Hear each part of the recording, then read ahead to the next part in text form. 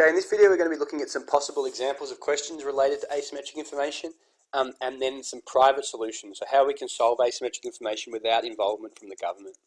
So first of all, using an example, explain why the existence of asymmetric information can lead to an inefficient allocation of resources. So mark 1, define asymmetric information. Asymmetric information occurs when one party to a transaction has more information than about the characteristics of a product than another, e.g. the business and the consumer. For example, market failure can occur when a business is able to entice consumers to purchase a product based on claims that are known by the business to be misleading or deceptive. In general, the fact that businesses possess more information about their products than consumers means they are able to make these false claims about the quality and or price, which therefore distorts consumers' decision making and leads to them making inefficient or misinformed choices. So it's really articulating what the definition of asymmetric information is, providing an example where businesses are misleading, and then explain how that can lead to inefficiency through poor choice. You could use an example here of the car salesman and talk about the fact that it leads to you buying a car that's not up to scratch, and then also make links to how reputable second-hand car dealers can't get a fair price for their cars as well. In this respect, the market fails to protect consumers from purchasing products that they would not ordinarily purchase, which leads to initial over-allocation of resources to the production of products that are sold based on the false information. In the long run, however, it could actually result in an under-allocation of resources to the production of certain products as consumers become skeptical about being ripped off. If you get a question about asymmetric information and how it leads to inefficiency, the best answers to these questions can talk about the initial problem from people buying something that's not up to standard, but then also talk about the fact that there's ongoing problems for that industry in particular, because then people don't feel that producers are reputable going forward. The relationship between asymmetric information, adverse selection and moral hazard and inefficient allocation of resources. It's probably best to choose something here that's related to the buyer having more information than the seller, because that can be linked to moral hazard a lot easier. So the existence of asymmetric information can lead to the problem of adverse selection.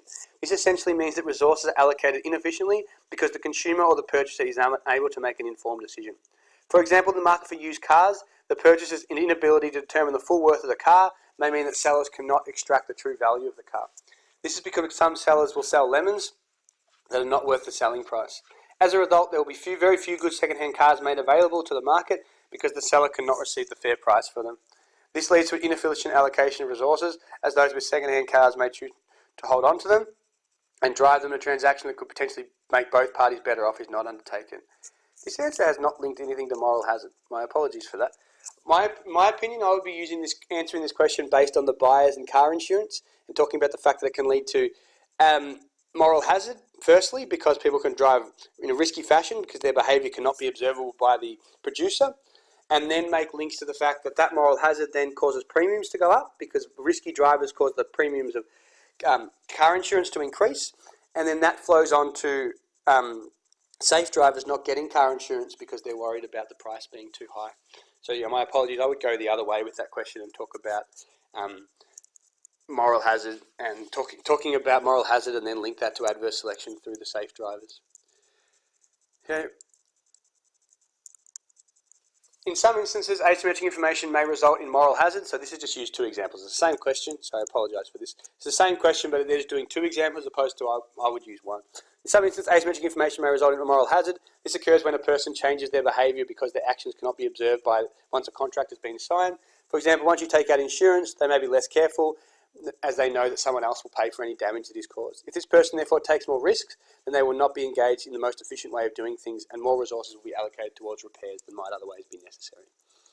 So private market or market solutions to asymmetric information. So private solutions is talking about when the party with less information takes steps to find out more about information. This can include reviews online, so the internet's been great for reducing asymmetric information, signalling, screening of applicants, advertisements can help with asymmetric information as well. So first of all, private solutions to asymmetric information. The first two are related to employment contracts. So to ensure that you get the right candidate or the right employee when you're looking for a new employee, you can undertake signalling and screening. So signalling is when the employee provides valuable information about themselves. So they will provide information about their previous experience, their place of education. They will give you referees so you can find out more about them. So the signalling is more about the employee giving more information about themselves, where screening is the employer making sure they are hiring the right candidate. So they check the resume for mistakes. They might get the person to make do aptitude tests or psychological tests. They might make them undertake a trial period. Hidden cameras, so a lot of babysitters will have hidden cameras to make sure they've got the right babysitter. Other businesses may have hidden cameras to make sure workers are working hard enough. So signalling is about the employee providing information. Screening is about the employer finding out more information about the person. We can use private organisations. So consumer groups like Choice and RACV allow you to compare products and find and see reviews about products. Removing unfair dismissal laws also helps because even though the asymmetric information still occurs, it allows you to solve the problem quicker if they're not the people that you want. So that can mean that might mean you can get rid of someone if they're not working to their potential or they're slacking off at work.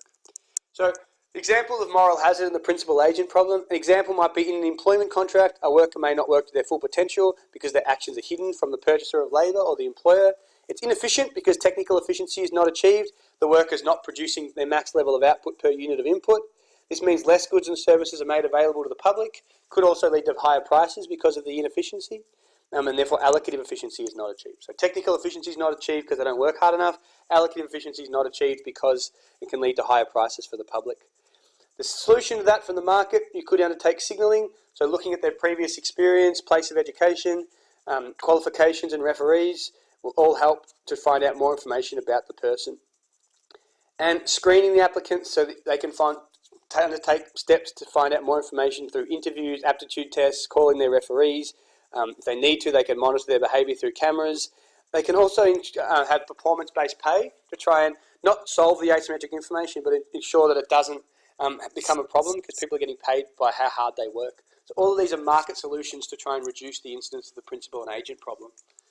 They can also undertake independent reviews, so private organisations may provide useful information for consumers.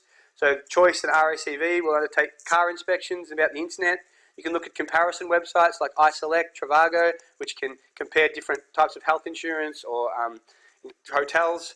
Reviews are also available for restaurants, so consumers know more about the products that they're buying.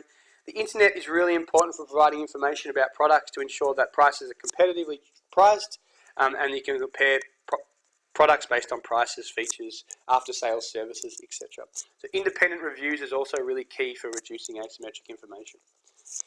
Insurance companies also protect themselves against moral hazard. So what they can do is they can alter the nature of their contracts. So they often get the buyers to provide more information about their level of risk, past accidents, how often they've made a claim in the past. And they can also offer flexibility in the package they choose. So they can vary their excess by giving people the choice of a small or a large excess. And the idea of that is if you're a safe driver, you're likely to choose the large excess because you're unlikely to have to make a claim.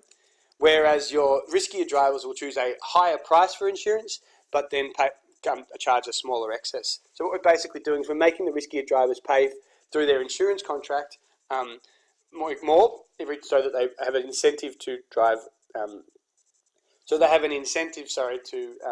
Drive safer in the sense that they can get a cheaper contract if they drive safer. Those who choose a cheaper package with a higher excess in the event of a claim are low-risk drivers.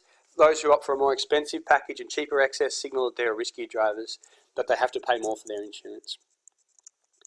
We'll talk about government solutions next.